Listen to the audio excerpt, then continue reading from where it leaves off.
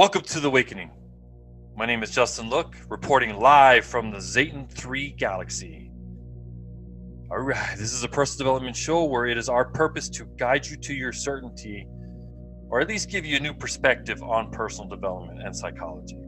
But let's get right into it. This is episode 3, and what we're talking about is the steps to actually change, which is a carryover from episode 1. Alright, in episode 1, we discussed change. Maybe you're going through a difficult situation. Self-doubt, loss, anxiety, depression, midlife crisis. Never know. And you're wondering, how do I change?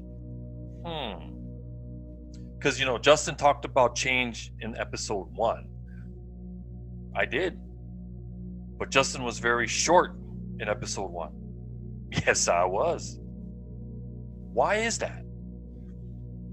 Well, in all honesty, I want to make sure that what I'm providing to you guys is concise, understandable, and doesn't waste your time. But it seems that I have to dive more into the topic. How do I change? We ask ourselves that. We always ask ourselves that. And we have to understand that it's a process. There's no miracle pill here, no miracle drink, nothing that's going to change overnight. But how do I change? Because that seems to be the common question that I get a lot. Well, I have an 8-step formula that can help you. That may be simple in theory, but is not simple in application. Because it takes work. Work on your part to be consistent and accountable. Those are 2 difficult words there. Consistent and accountable. You have to ask yourself, how bad do I want a better life? Am I just wishing for change so that I can have temporary relief? Or do I really want to change? How bad do I want a better life? Think about that. Because what you ask is not simple. Like I said, it might be simple in theory, not simple in application. But if you are focused on change, you really want to change your life, you really want to change your situation, you really want to stop being depressed, having anxiety, feeling that you've lost, or you're lost, or just got a lot of bad juju, bad negativity in your life. If you are focused on change, then let's begin. Number 1, understand the focus formula. Focus formula is real simple. What you focus on creates your purpose. Your purpose fuels your beliefs. From there, it creates your outcomes. Whether it's negative, whether it's positive, it fuels your outcomes. Number 2, understanding each step of the focus formula. This is where we're going to break it down. Number 1, what we focus on is what we become. This is our thought process. What you see, what you take in, what you surround yourself with, day in and day out, comes true. If you keep saying you're not good enough, not talented enough, guess what? You're right. Oh, I can't do this. You're right. You begin to believe it. You begin to absorb it. You begin to apply it without even thinking. Because you've made up your mind, your focus, that is the truth. When I used to play basketball for the rec center up in Makakilo, located in Hawaii on the island of Oahu. As a young kid, I played for the recreation department, and the park director, fantastic person, Hilton, taught us some valuable lessons that I didn't realize or recognize until I got to this age. He used to get on our case about saying can't. And he used to tell us there's no such thing as can't. Quit using that word can't. And it used to frustrate the heck out of a lot of us that played for him. Because it seemed like he was just being cruel and being mean and just yelling at us because we were young kids. We just wanted to participate. We just wanted to play. And I never understood it until I got older. What he was trying to impart on us is to get rid of the negative thinking, get rid of the negative thoughts. Focus on positive, focus on what you can do. And whatever the result is, it's the result. Live with it. But if you use the word can't, you stop yourself short from applying every talent and skill that you have to get the job done. It's another lesson I learned from karate, from American Jiu-Jitsu as a kid. All these lessons are starting to come to fruition now, and I understand it, and I get it. Everything starts with your focus. What you focus on is what you become. What's the second part of the focus formula?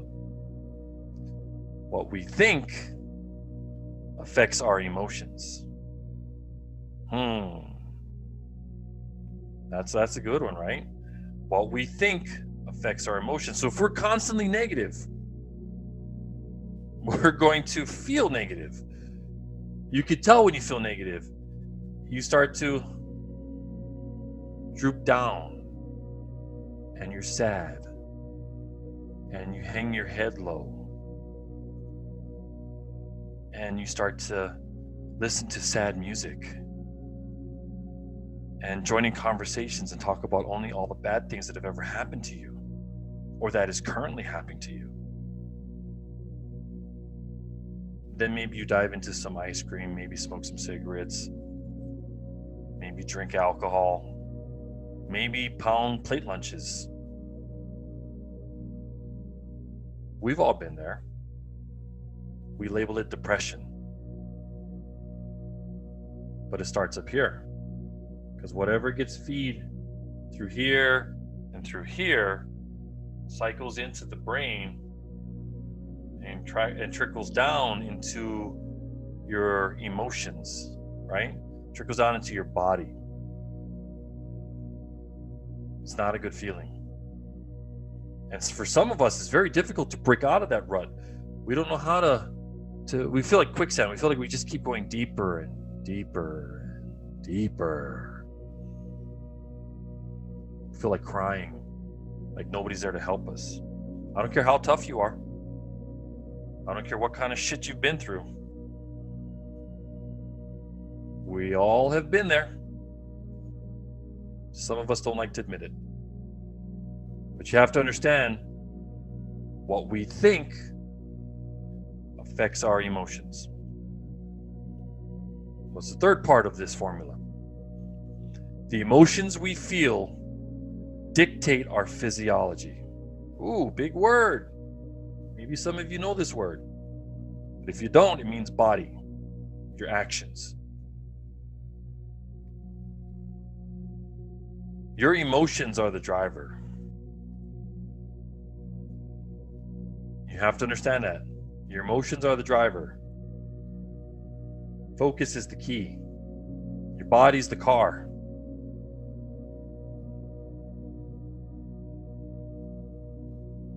The emotions we feel dictate our physiology. That's why we have to be very careful of the emotional states that we put ourselves into, how we react to certain conversations, to certain people, to certain problems, and the residual acts when the situation is over. Do we have a carryover effect where we continue to think about a problem that doesn't exist anymore?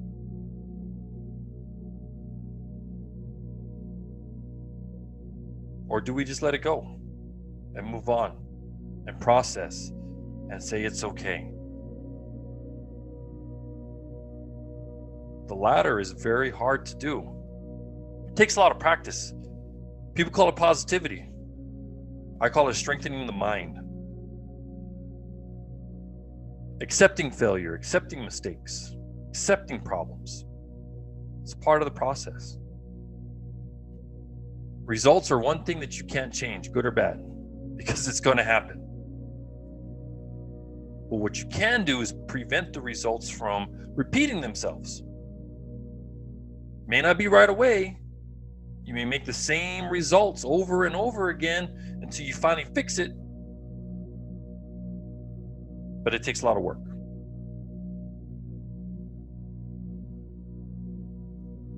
That's the three things right there. What we focus on is what becomes. What we think affects our emotions. And the emotions we feel dictate our physiology. So to sum it all up, our thought process, which is the brain receptors, and presuppositions, which are beliefs that were ingrained in us during our childhood from our surroundings. The adults that were around us, the environments we grew in, neighborhoods, schools we went to, culture we grew up in. These are all presuppositions. They're cemented in us. And until we break that concrete and lay new foundations, they won't change. But our thought process and presuppositions create our mindset, the emotional triggers that pull the positive and the negative within us. We're like puppets.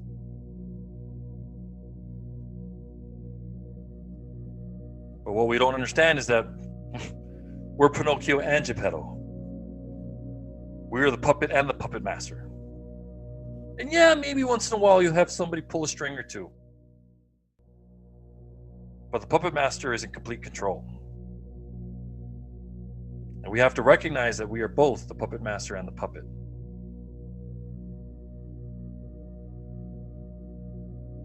Our mindset commands our physiology output. Our physiology dictates change. What does that mean? Like I said, how we think becomes how we act. How we act creates change or the lack of change. Starts with you. Third step, identify your triggers.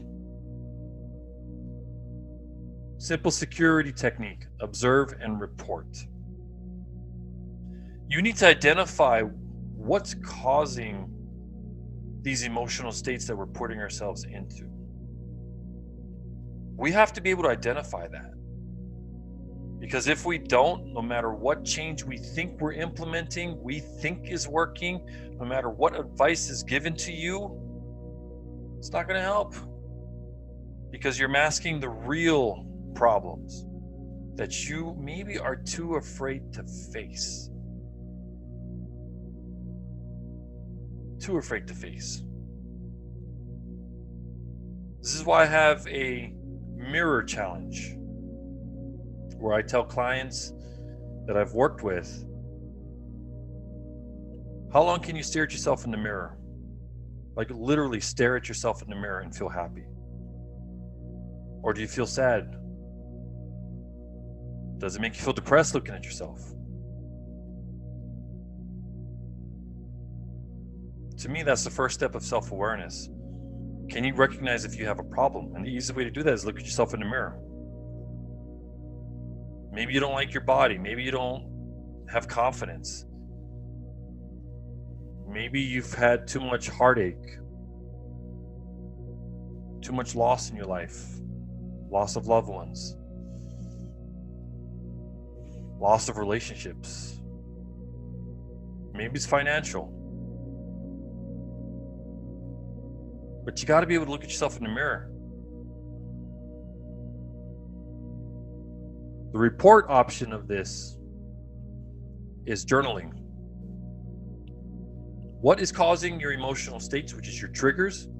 You have to identify it, and then you have to write it down so that way you recognize it every single time it shows up. That way you can change it. But if you don't know it and you don't understand it, which comes through writing about it, it's never going to change. What's the fourth step? Change your environment. But it depends on the severity of your situation. And severity, I mean, are you financially able to change your environment? If you are, you've got two choices. You have a subtle, simple change, or you have a drastic change. A subtle change is when you stop talking to certain people because you recognize they're the ones that's triggering all of your emotional pain. Or maybe it's certain food items, or maybe it's being in a certain place, certain room, looking at a picture. Maybe you just put the picture down and put it away or something. I don't know. But it's subtle changes. Little things that you can implement and work your way through issues. And then there's the drastic change where you realize that, my God, it's all around me. It literally is all around me. It's the friends I have. It's the area I grew up in. Family. Not all families family. Drastic change would be moving. Getting out of the state that you're in. Maybe it's a state that you've been in for your whole life. But you might have to make that move to save yourself. But again, it just depends on how drastic your situation is, on how severe your situation is.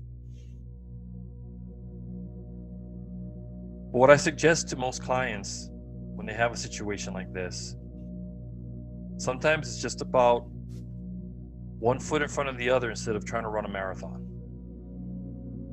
So my grandfather used to tell me, I used to live on a hill, and Makakilo was beautiful, very beautiful. But from my house to the rec center was about almost a mile and a half, maybe a mile and 3/4 incline. And as a kid, I would bitch and complain about walking up that hill with my grandfather. Until finally he just pulled me to the side and stopped me and told me, you know what? Instead of looking up and focusing on the distance, focus on one foot in front of the other. You focus on that, eventually you'll get there. And he was right.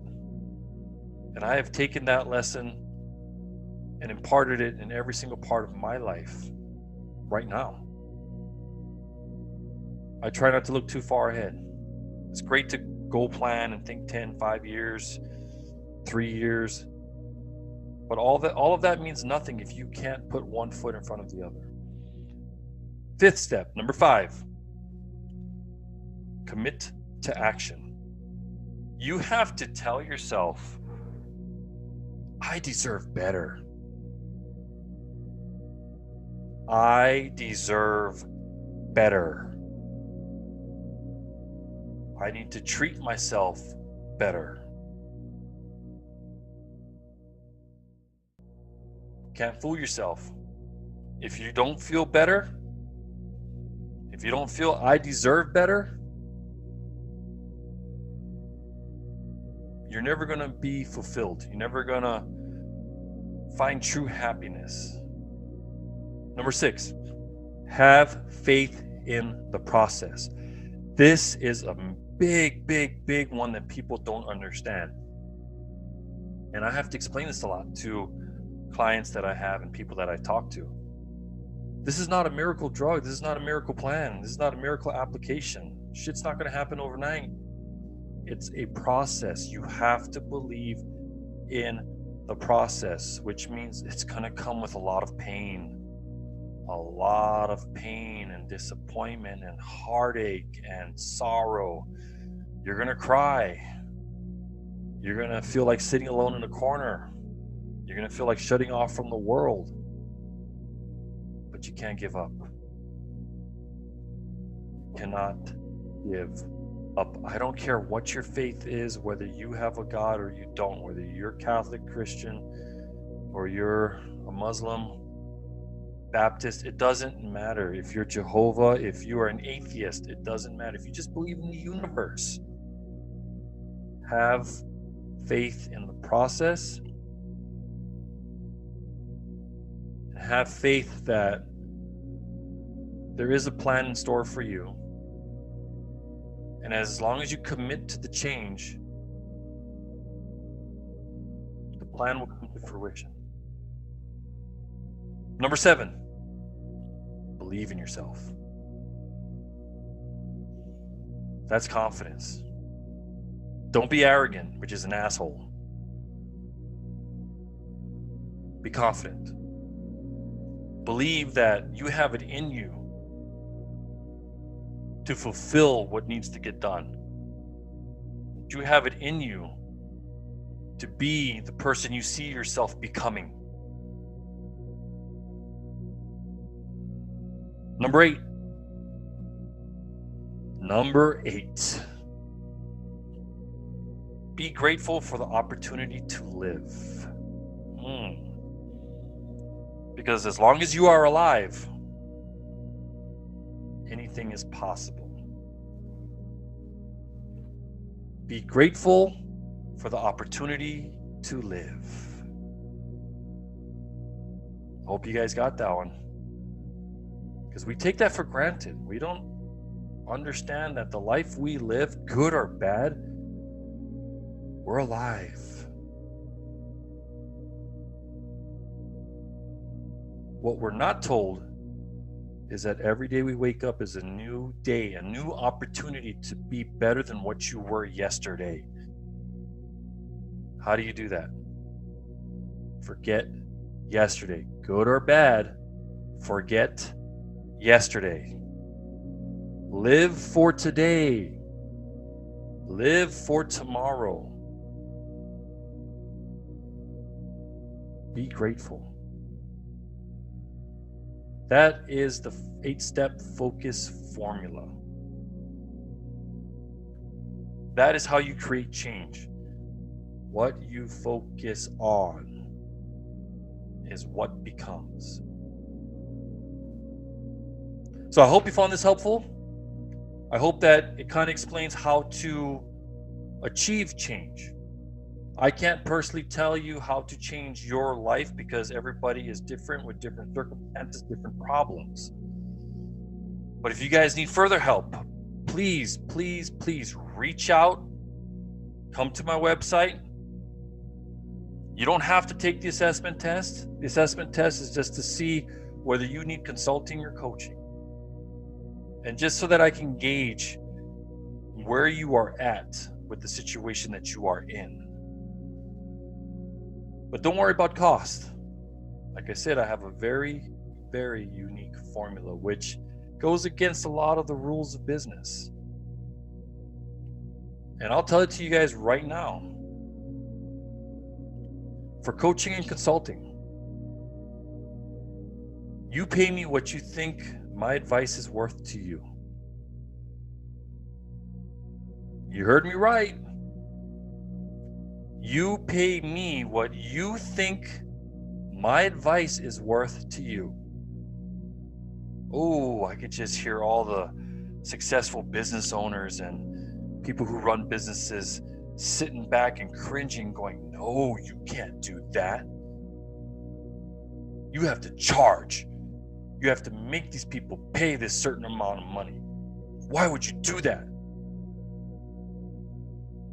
Because I care. Believe it or not, this personal development coaching business is my passion. I've had this ability to talk and communicate and help people for many, many years.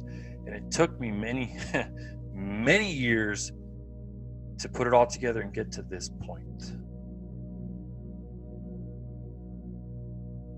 Truth be told, I don't know if I can help you. But I won't know until I talk to you, until you reach out.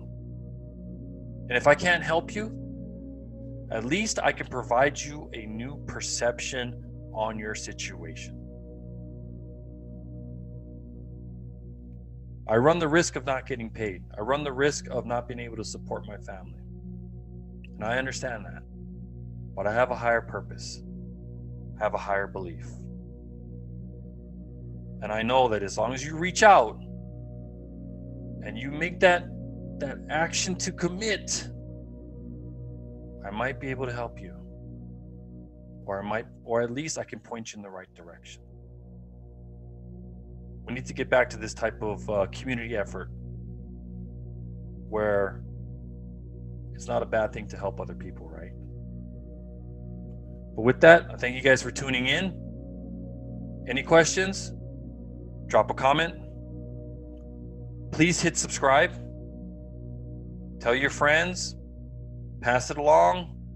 If you know anybody that needs personal development help that falls in the lines of communication, relationship, leadership, or personal development, let me know. Just go to my website. Until then, we'll see you guys next week.